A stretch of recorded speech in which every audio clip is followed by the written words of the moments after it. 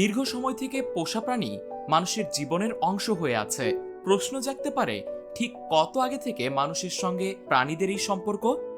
শুরুতে মনে করা হতো বাড়িতে কুকুর থাকলে শিকারে সহায়তা পাওয়া যাবে, নিরাপত্তা থাকবে এবং বিপদে আগে থেকেই সংকেত পাওয়া যাবে।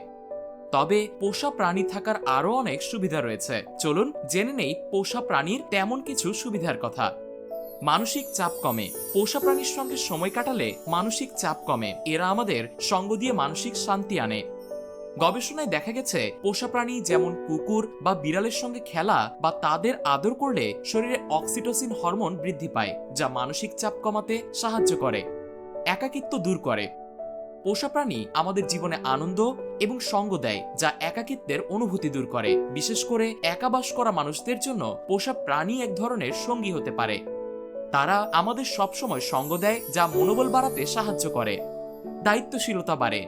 বাড়িতে পোষা প্রাণী রাখা দায়িত্বশীলতা শেখার জন্য একটি কার্যকর মাধ্যম।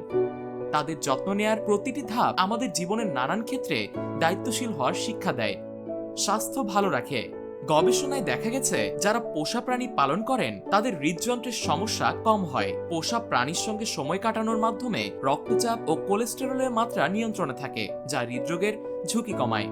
মানসিক প্রশান্তি বাড়ায়। পোষা প্রাণীর সঙ্গে সময় কাটালে বা তাদের আদর করলে আমাদের মস্তিষ্ক থেকে অক্সিটোসিন নামক হরমোন নিঃসৃত হয়।